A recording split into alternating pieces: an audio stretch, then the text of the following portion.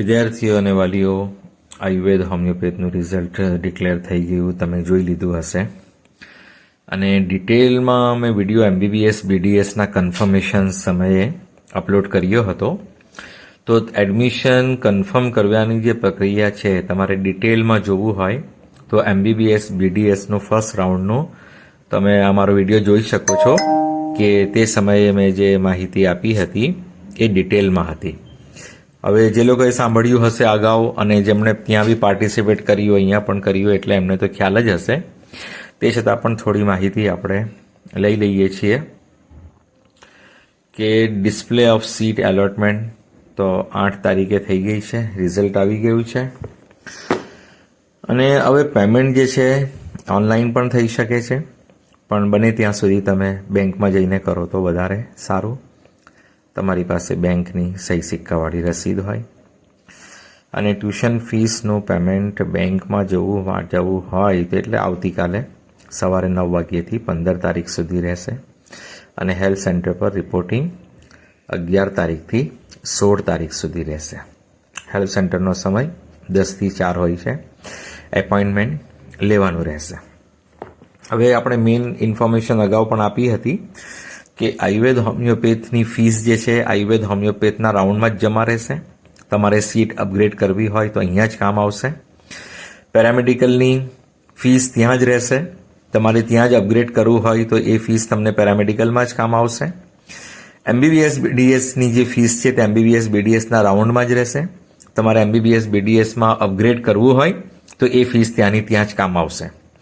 પણ હવે તમારે આયુર્વેદ હોમિયોપેથનો રાઉન્ડમાં તમને કોઈ સીટ એલોટ થઈ છે અને હવે તમે MBBS BDS કેન્સલ કરવા ઈચ્છો છો તો તમે હેલ્પ સેન્ટર પર જઈને એડમિશન કેન્સલ કરાવી શકો છો અને આયુર્વેદ હોમિયોપેથની નવેસરથી ફીસ ભરીને અહીંયા તમે કન્ફર્મ કરી શકો છો. એ જ રીતે હમણાં તમે જો કન્ફર્મ કરી લેતા હોય તો નેક્સ્ટ રાઉન્ડમાં MBBS BDSનું જો આવશે, જો હમણાં સુધી તમને મળ્યું નહીં હતું, હવે આયુર્વેદ હોમિયોપેથમાં મળી ગયું, તો હમણાં તમે જો આ સીટ કન્ફર્મ કરી લેતા હોય અને પછી MBBS BDSમાં તમને કોઈ સીટ મળે તો આ એડમિશન કેન્સલ કરવું પડે અને ફરી પછી તમારે MBBS BDSના રાઉન્ડમાં ફીસ ભરવી પડશે. અને જે ફીસ તમે છોડી દેશો જે રાઉન્ડમાં એ તમને 5-6 મહિના પછી કાઉન્સેલિંગના અંતે રિફંડ થશે. બરાબર. હવે આયુર્વેદ હોમિયોપેથનું ફર્સ્ટ રાઉન્ડ ફ્રી એક્ઝિટ છે, જેવી રીતે MBBS BDSનું ફર્સ્ટ રાઉન્ડ ફ્રી એક્ઝિટ હતું. તો હવે તમને જો સારી કોલેજ મળી ગઈ હોય તો તમે એને એડમિશન કન્ફર્મ કરીને અપગ્રેડ કરો. અપગ્રેડ કરવું હોય તો નહીં કરવું હોય, ગવર્મેન્ટ જ મળી ગઈ, તમારી ઈચ્છા અનુસાર તમને કોલેજ મળી ગઈ તો તમારે પછી હવે કંઈ કરવાની જરૂર નથી. અને તમને તમારી ઈચ્છા અનુસાર ગવર્મેન્ટ તો મળી છે પણ તમને હજુ અપગ્રેડ કરવું છે તો અપગ્રેડ કરી શકશો નેક્સ્ટ રાઉન્ડમાં. પણ તમને એવું છે કે MBBS BDSમાં મારે ટ્રાય કરવી છે અને તમને એવું હોય કે મને ત્યાં મળવાની શક્યતા વધારે છે તો હમણાં કન્ફર્મ નહીં કરો, આ સીટ છોડી દો, ફ્રી એક્ઝિટ છે. અને MBBS BDSમાં ટ્રાય કરો, સેકન્ડ રાઉન્ડમાં ચોઇસ કરો, જ્યાં તમને સીટ મળી જાય તો ઓરિજિનલ ડોક્યુમેન્ટ્સ તમારી પાસે રહેવાના જ છે. ફીસ પણ અહીંયા ભરેલી નહીં હશે એટલે ત્યાં ને ત્યાં જ તમે ડોક્યુમેન્ટ પણ જમા કરાવી શકો અને ફીસ પણ ત્યાં ભરી શકો.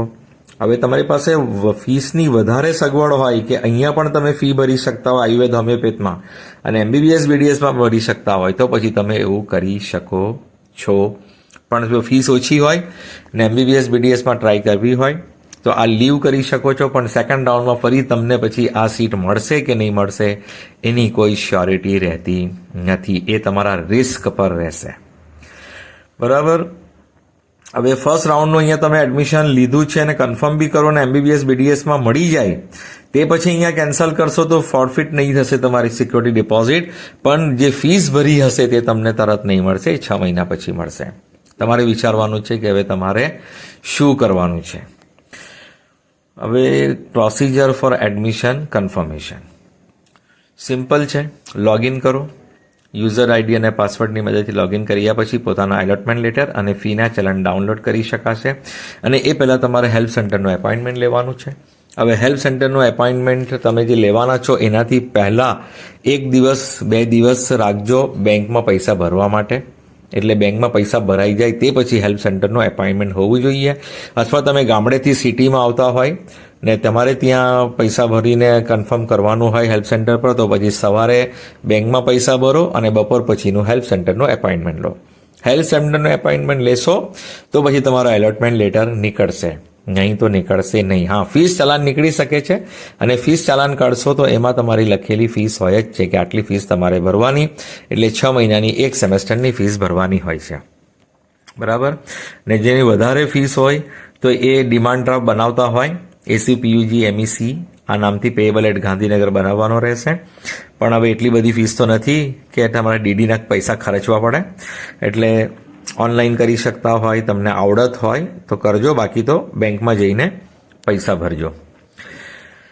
હવે ફીસ ચલાન 2-3 કાઢી લેજો, એલોટમેન્ટ લેટર 3-4 કોપી કાઢી રાખજો, અથવા પીડીએફ કાઢી રાખજો કે તમને ફરી પછી જરૂર પડે તમે એની પ્રિન્ટ લઈ શકો. અને હેલ્પ સેન્ટરનો એપોઇન્ટમેન્ટ તો એક જ તમારા માટે ઇનફ છે.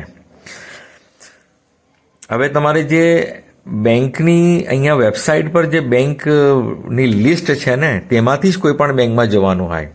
તમારા ગામમાં નજીકમાં કોઈ બેંક હોય ત્યાં તમે ભરશો તો નહીં ચાલશે. બરાબર. HDFC બેંક અહીંયા જે લિસ્ટ આપી છે એમાંથી કોઈ પણ બ્રાન્ચમાં તમે પૈસા ભરશો તો ચાલશે. હવે ફીસ ચાલાન જે હોય છે ને, એમાં એક જ પેજ પર 3 હોય છે. એક બેંકવાળો રાખે છે, એક તમને આપે છે, અને એક હેલ્પ સેન્ટર પર તમારે જમા કરાવવાની હોય છે. તો એ 3માંથી બેંકમાં તમે જાઓ તો તમને કોઈ ડોક્યુમેન્ટ લઈ જવાની જરૂર નથી, ફક્ત ફીસ ચાલાન જ લઈ જવાના, પૈસા લઈ જવાનો. ત્યાં બેન્કરને તમારા એડમિશનથી કોઈ લેવા દેવા નહીં. બેન્કરને એના પૈસાથી મતલબ છે કે જેટલા લખેલા છે એટલા પૈસા તમે લાવ્યા કે નહીં લાવ્યા. એટલે બેંકમાં તમારે ફક્ત ફીસ ચાલાન અને પૈસા લઈ જવાના છે. પૈસા ભર્યા પછી એક રસીદ એ કાપી લેશે, 2 રસીદ તમને આપશે, એક તમારા માટે અને એક હેલ્પ સેન્ટર પર ડોક્યુમેન્ટ જમા કરાવે ત્યારે એમાં મૂકવાની રહેશે ઓરિજિનલ, અને એની ઝેરોક્સ તમે કઢાવી રાખજો ફ્યુચર રેફરન્સ માટે. NRI કોટાની માહિતી છે, પણ જનરલી NRI કોટા તો આમાં લેતા નથી લોકો, બહુ ઓછા લોકો લે છે. આ જોઈ લેજો જે NRI હોય. હવે ઇન્સ્ટ્રક્શનમાં શું છે? Allotment letter, receipt of payment, પૈસા ભરશો તેની રસીદ ઓરિજિનલ, અને ટ્યુશન ફી રિસિપ્ટ જે તમે એડમિશન મોડેલથી જે ફીસ ચાલાન કાઢ્યું છે એ, અને નીટ યુજીની માર્કશીટ, 10માની માર્કશીટ, 12માની માર્કશીટ, LC જેમાં તમારું પ્લેસ ઓફ બર્થ અને ડેટ ઓફ બર્થ હોય, અને તમે કોઈ કેટેગરીથી આવતા હોય SCBC તો SCBC સર્ટિફિકેટ, OBC, અને જો ગુજરાતી લેંગ્વેજમાં હોય તો 1/4/23 પછીનું ચાલશે, ને ઇંગ્લિશમાં તમારું નોન ક્રિમિલેયર હોય તો તમારે 1/4/25નું જોઈશે. એ જ રીતે EWS સર્ટિફિકેટ તમારું 1/4/23 પછી ગુજરાતીનું હોય તો 1/4/23 પછીનું ચાલશે, અને ઇંગ્લિશમાં કઢાવ્યું હોય તો 1/4/25નું, એટલે કે લેટેસ્ટ જોઈએ. ઇંગ્લિશવાળું લેટેસ્ટ જોઈશે અને ગુજરાતીવાળું 1/4/23 પછીનું ચાલશે. હવે જે NRI હોય તેના માટે આ છે કે કોપી ઓફ પાસપોર્ટ, અથવા તો જેનો જન્મને એનો ઉલ્લેખ ના હોય LCમાં તો એને પાસપોર્ટની કોપી, અથવા જન્મ સર્ટિફિકેટ, બર્થ સર્ટિફિકેટ, અને ફિઝિકલ ફિટનેસ સર્ટિફિકેટ બધાએ જે બનાવીને રાખ્યું જ હશે પહેલે એ. અને તમે જો કોઈ જૂના કોઈ કોલેજમાં એડમિશન લીધું હશે, અથવા તો અહીંયા તમે કેન્સલ કરાવ્યું હશે MBBS, BDSનું ને આયુર્વેદ હોમિયોપેથમાં લેવાના હોય તો એ કેન્સલેશન ઓર્ડર જે હશે તે તમારે જમા કરાવવું પડશે. અને જે ડિફેન્સમાં આવતા હોય એમના માટે ડિફેન્સ સર્ટિફિકેટ, અને બીજી જેના માટે જે જરૂરિયાત હોય તે મુજબના ડોક્યુમેન્ટ. હવે તમારા 11x15ની સાઇઝનું ગ્રીન કલરનું, યલો કલરનું, સફેદ કલરનું જે મળે એ 11x15નું સારામાં સારું કવર લેજો, કે જેમાં તમારા ઓરિજિનલ ડોક્યુમેન્ટ્સ 5.5 વર્ષ સુધી રહેવાના છે. એટલે તમારા ડોક્યુમેન્ટ સારી રીતે રહે એના માટે તમારે 11x15નું ઇંચનું એન્વેલપ કવર લેવાનું રહેશે, કોઈ પણ કલરનું હોય, અને એમાં તમારા બધા ઓરિજિનલ ડોક્યુમેન્ટ સીધા હોવા જોઈએ A4 સાઇઝમાં, કે લેટર સાઇઝ કે લીગલ સાઇઝ, મતલબ વાળવાના નહીં, ફોલ્ડ કરવાના નહીં, સીધા બધા ડોક્યુમેન્ટ આવવા જોઈએ. એનો નમૂનો પણ અહીંયા આપ્યો છે. 2 ઓપ્શન છે કે આ નમૂનાને તમે ડાયરેક્ટ ચીટકાડી દો અને માર્કરથી બધી ડિટેલ લખી દો, અથવા તો એન્વેલપ પર જ આ રીતે બધી ડિટેલ લખો સ્કેચ પેનથી. અને આ જો ચેકલિસ્ટ છે કે allotment letter of SCPUG MEC, તો અહીંયા સામે Y લખવાનો, યસ નો Y. ટ્યુશન ફી રિસિપ્ટ તો અહીંયા યસ નો Y લખવાનો. પ્રિન્ટ કોપી ઓફ નીટ તો અહીંયા યસ નો વાય. એ રીતે જે ડોક્યુમેન્ટ છે એ યસ લખવાનું, અને જે તમને લાગતું નહીં હોય તો એના માટે તમારે એન લખી દેવાનો. નો એન એટલે વાય અને એનમાં તમારે લખવું પડશે. અહીંયા લખ્યું જ છે, list of document submitted, please write Y or N in the box for relevant document. જે ડોક્યુમેન્ટ તમે મૂક્યા હશે એન્વલપમાં એની સામે વાય, અને જે નહીં હોય ત્યાં એન. અને તમારે એન્વલપ પેક નથી કરવાનું, કવર પેક નથી કરવાનું, એમ જ મૂકીને લઈ જવાનું છે. હેલ્પ સેન્ટર પર તમારા ડોક્યુમેન્ટની ચકાસણી થશે અને પછી એ લોકો પેક કરશે. એટલે પેક કરવાની જવાબદારી તમારી નથી. હવે બીજી જે આપણે કટ ઓફની થોડી વાત કરી લઈએ. અચ્છા, મેઇન વાત તો સમજી લો કે હવે આ તો ફર્સ્ટ રાઉન્ડ છે, એક્ઝિટ ફ્રી. તમારે એડમિશન ના લેવું હોય, તમારે સીટ છોડવી હોય તો તમારે કંઈ જ નથી કરવાનું. તમે કંઈ જ નહીં કરશો એટલે ઓટોમેટિક આ સીટ નોન રિપોર્ટેડમાં જતી રહેશે. તમારે સીટ નહીં લેવું હોય તો કંઈ જ નથી કરવાનું, એટલે સીટ આપમેળે કેન્સલ થઈ જશે. અને તમારે લેવું હોય તો પછી પૈસા ભરીને આ બધી વિધિ કરીને સીટ કન્ફર્મ કરાવવું પડશે. અને તમારે જો MBBS BDSમાં ફરી ટ્રાય કરવી હોય તો અહીંયા કન્ફર્મ કરાવ્યા પછી પણ તમે ત્યાં ટ્રાય કરી શકશો, પણ આ પૈસા ત્યાં જવાની થશે. ત્યાં તમને મળે તો તમારે નવેસરથી પૈસા ભરવા પડશે. આ પૈસા 6 મહિના પછી મળશે. હવે શું સ્થિતિ રહી છે એ જોઈ લઈએ કે ગવર્મેન્ટ BAMS ગવર્મેન્ટમાં ઓપન જનરલ મેરિટ રેન્ક 4222 4222 અટક્યું છે, ક્લોઝર છે ગવર્મેન્ટનું. સ્કોર રહ્યો છે 451. EWS 1148 કેટેગરી રેન્ક 1148, સ્કોર છે 447 447. OBC 1595 1595 કેટેગરી રેન્ક, સ્કોર છે 447 447. SC 465 કેટેગરી રેન્ક 465, સ્કોર છે 397.